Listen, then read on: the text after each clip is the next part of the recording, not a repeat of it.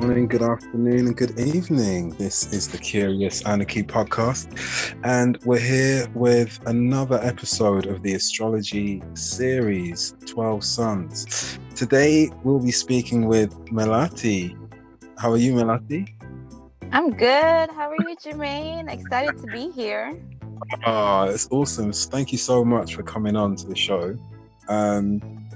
This is basically an opportunity to break down astrology for those of us, or for those listeners out there who may not be so familiar with it, maybe a little bit unsure or have no idea like what this is about. So you're a Pisces sun? Yes, I'm a Pisces-Aries cusp sun. I know some people don't like using the cusp term, but I hone into that energy. So what I'm hoping is today you've got a story that sits quite well with the Pisces sun attributes. Yes, I actually do. I think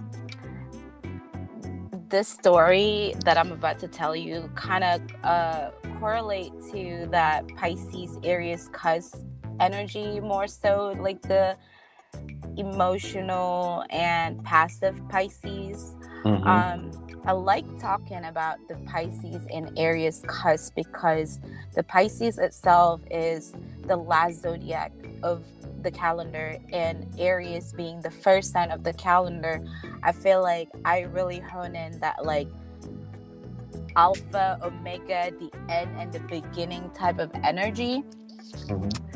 And I'm so sorry, Jermaine, give me 1 second. I'm so sorry. Okay, just bring it with you. Close the door. I'm tending the kids at the same time here. All right.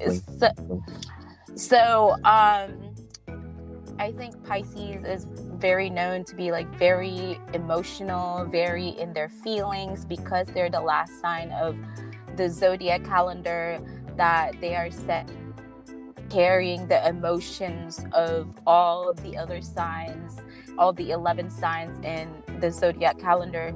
And Aries being it's like the first, it carries the least amount of emotions out of all these zodiac signs in the calendar.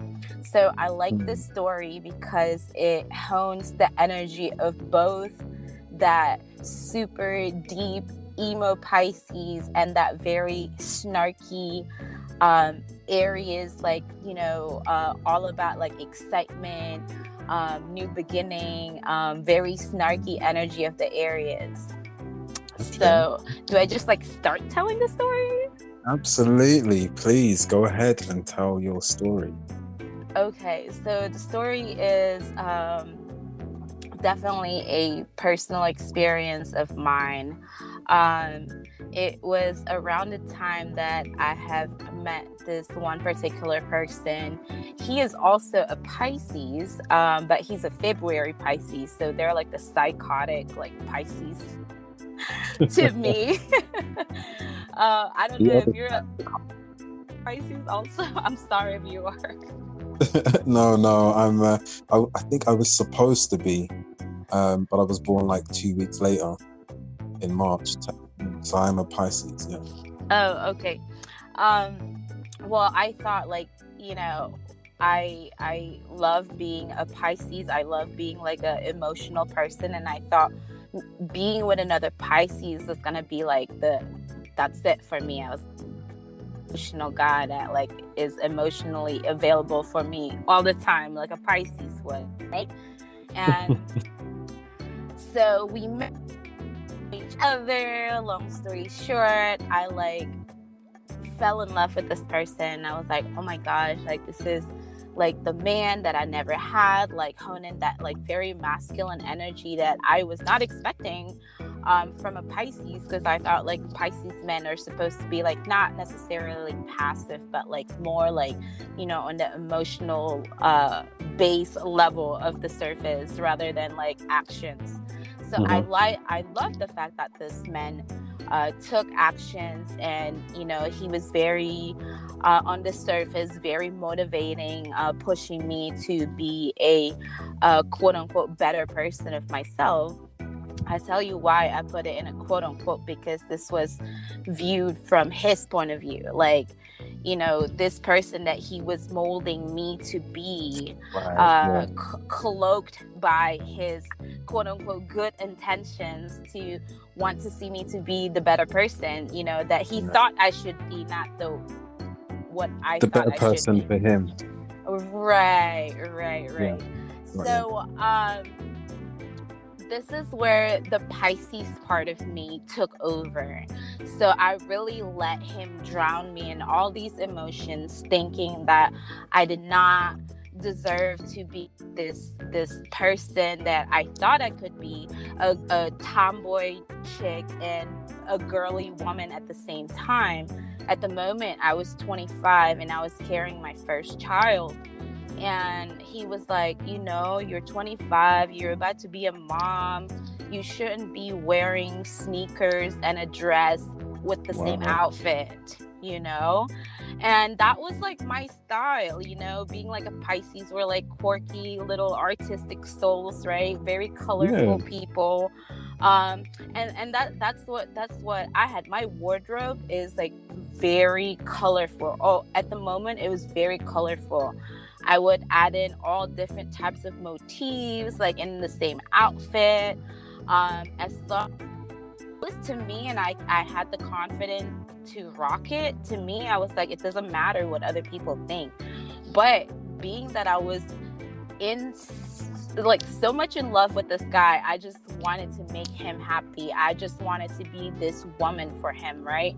So this is where the Pisces part of me took over and was like, yes, just be fluid. Like, he says you should be like this, like go on and be like this.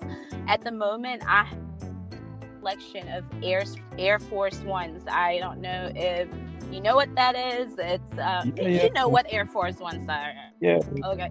I had quite a collection, all like different styles, different colors, different decorations on it to match all my colorful outfits. And at the moment, I'm sorry? You're a real trainer freak.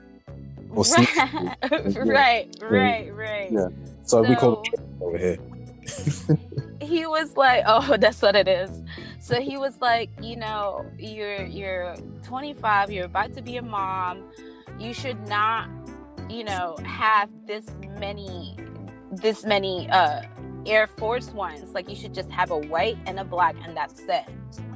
So I donated all 15 of my pairs to a nearby Goodwill. At the moment, I was like, okay, he says I should be this woman that dresses in like mundane colors, like solid colors, dark colors, all like black, navy blue, all shades of gray. That's what he wanted me to wear, and that's what I became. And throughout our relationships, one thing about a fish, right? One thing about a Pisces, it would not stay in one place for too long if there's nothing going on that excites us, okay? Just like a fish, it's a big ocean, okay? Like, if I'm gonna stay in this corner of the ocean, there better be something exciting for me to stay in this corner of the ocean. Other than that, I'm gonna continue exploring the ocean. So I took on that role to be this woman that this guy wanted me to be. It was fun, and I felt like, okay, that was a good role to live in, right? I liked it for the current moment, but I realized that was not the true me. So I started breaking out of this shell of the emotional egg that I had built over time, that I was with this person. We were together for about 4 years, I believe, in and out, okay? And I realized that this egg is like now cracking, this emotional shell that I had built around this person that I thought I was becoming for the better version of myself. It was birthing like a different version of myself, and I was slowly cracking. I was cracking mentally, I was cracking physically, I was cracking in my work area, I was cracking. I was starting to question pretty much every decision I was making. I overthink the overthink. Like, it was crazy. It was a very dark moment for my mental. Let's just say that, okay? I can see that. I can see how powerful that is as you begin to realize that you've almost lived an alternate life. And now you're stepping out. And I was going to bring in the Russian doll theme because you were talking about the different levels. And it's the whole Russian doll. Wow, levels. I actually just got chills that you brought up that analogy, because that is so on point. Yeah. Because as I was cracking this outer shell, like I said, I felt like every time I was building this emotional shelf, a layer outside of myself, I felt like I was cocooning something new within that shell. And like, as soon as that shell is built and well founded, like, I began to crack that layer and birth this like new version of myself. So this process took about, like I said, like 4-5 years. And after we ended it and we decided, like, that's it, mutual decision, this is not for the both of us, let's just, end it at where it is. Being that we're both freaky Pisces, okay, we just had to have that one last goodbye sex, okay? You know what I'm talking about. I think you said it. we need our quote unquote closure, right? This is the moment that we're gonna see. We're ending this, put the paper in the envelope, and let's seal the deal with this, with the fluids flowing tonight. So we did that, and a month later, I found out that I was pregnant. Okay, wow. And this was after 4 years, after the doctor couldn't have any more kid after I carried my first one. There was some complications that happened. Long story short, I lost my right ovary, and they said you only have one ovary left and it's not functional, and you can't get pregnant naturally. If you do want to get pregnant, like, I had to pay, for in vitro or whatever other methods out there. Wow. And that's a real decision. A real conundrum being right there. Right. So you see, 4 years later, okay, after that moment, and he was in the room when the doctors told me about the news that I couldn't have any more babies, okay? And so a month later, after we broke it off, I found out I was pregnant. I was a couple days late, almost, and I took the test positive, and I told him, I said, I'm pregnant. And his answer was, yeah, nice try, I'm not getting back with you. And I was like, oh my gosh, what the fuck? I can kind of see where it's coming from. Of course. Yeah, totally. Like, yeah, of course. I did not blame him at the moment for even thinking that. Like, I would be thinking the same thing, because we've been doing it for 4 years, while we were in a relationship. And the day that we decided this is going to be over and we had our last goodbye, and then that happened, right? And this is why I feel like that the analogy of that Russian doll, right? Right after that outer layer cracked, and I said, I'm no longer going to be this person. It literally, something inside of me. In this case, it was physically inside of me. And so this baby, oh my gosh, she was like so symbolic, like her presence in my life. Till this day, it's still a continuous a lesson learned for me through this experience. Um, she was due January 20th. Okay.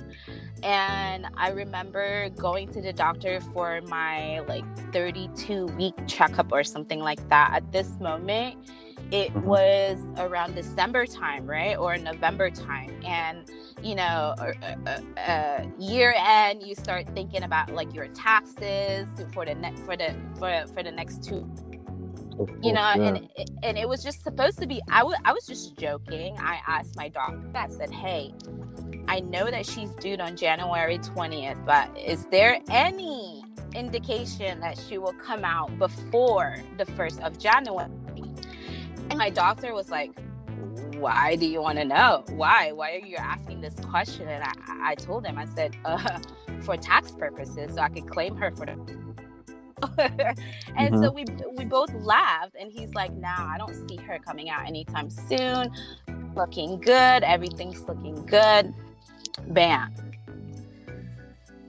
That's not the case. The baby came out 7 weeks early, so she was out December 13th. So she actually... That's a whole, like, 2 signs early. Exactly.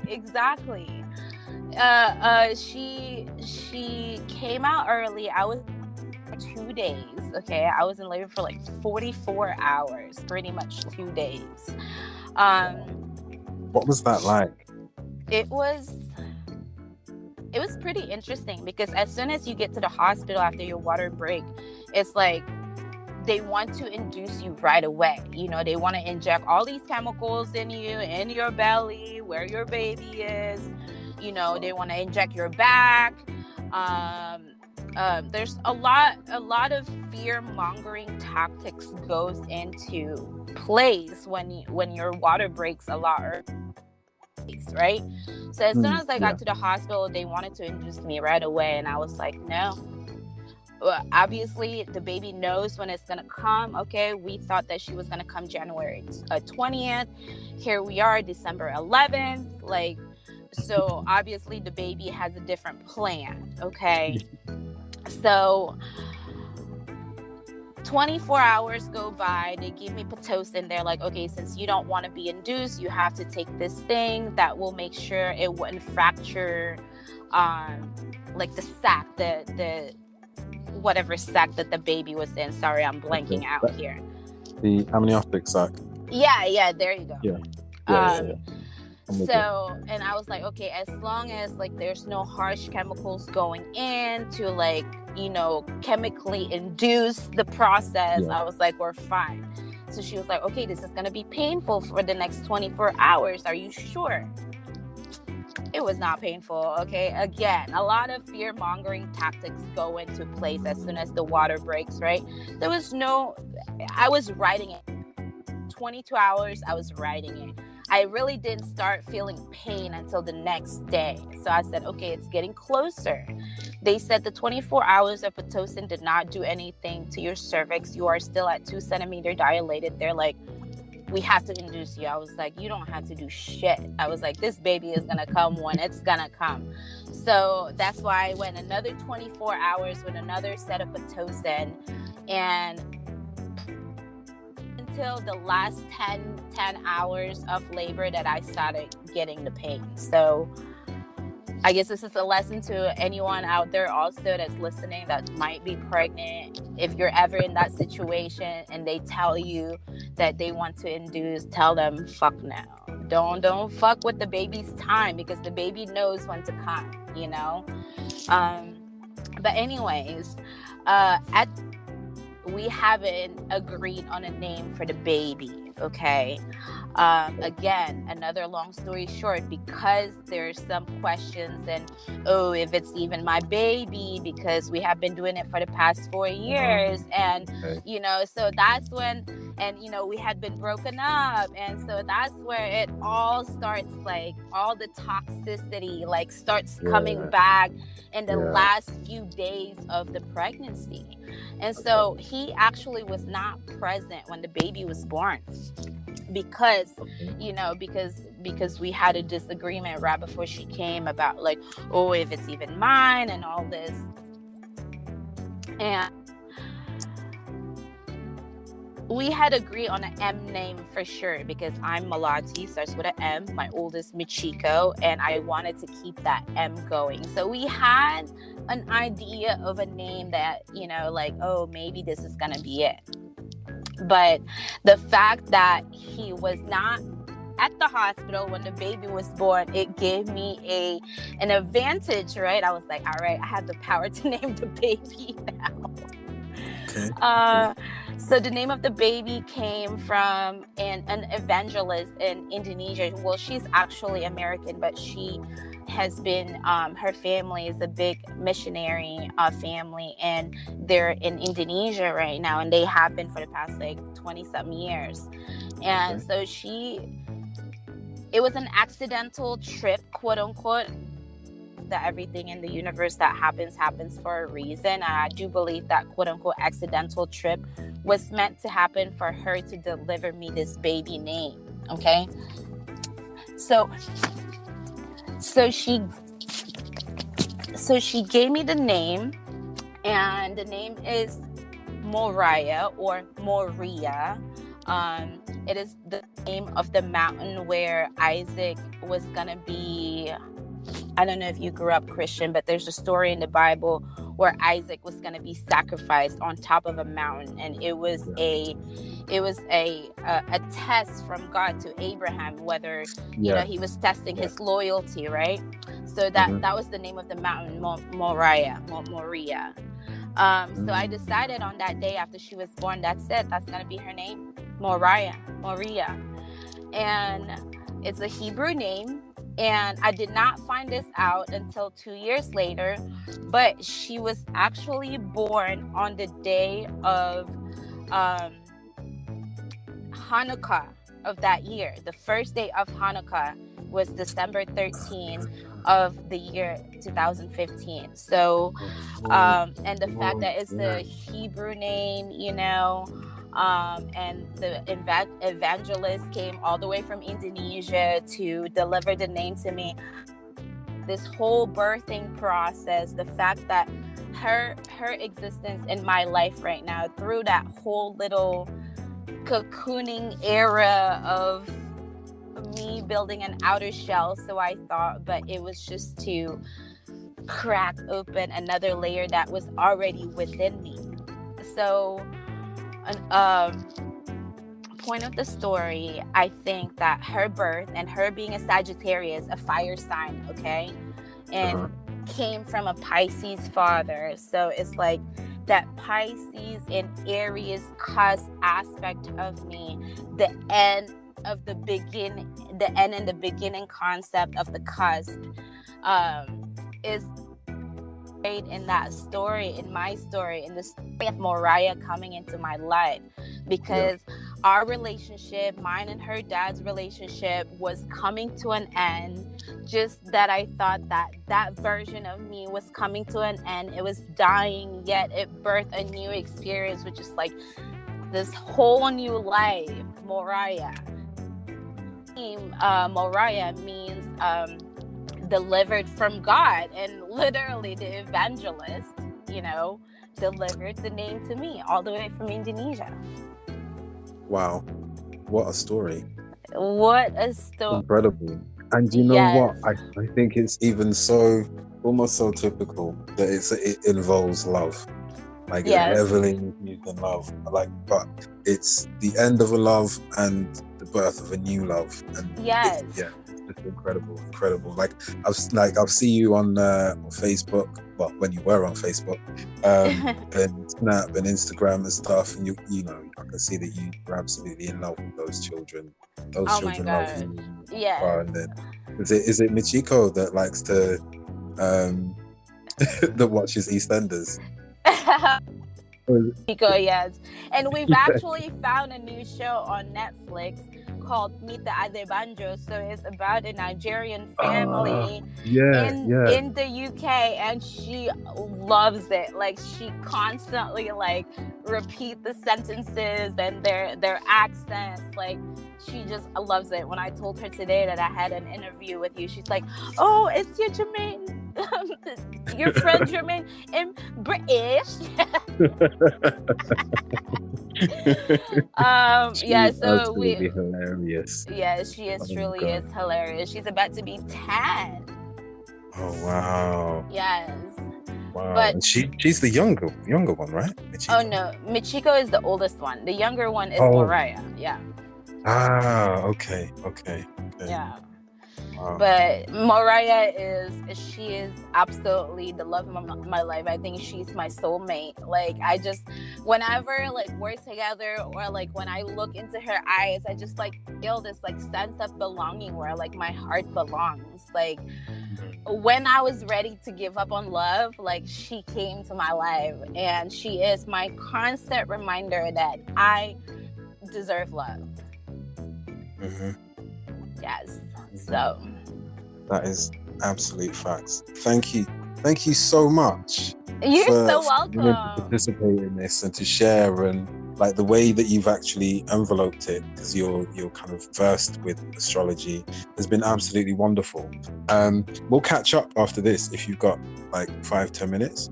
Yes, I'm still at the park with the kids, like still in the car. So yes, of course. Okay. Yeah, I'll give it a couple of minutes and then I'll give you a bell. Awesome. And then we'll kind of have a quick chat and stuff. But yeah, thank you so much, Melati. I really, really, really appreciate it. Thank you so much. No, thank you for letting me do this. Thank you. Thank you for sharing your story with us, Melati. That is Melati, the Pisces-Aries cusp, bringing this complete series to an end. Thank you very much. Good morning, good afternoon,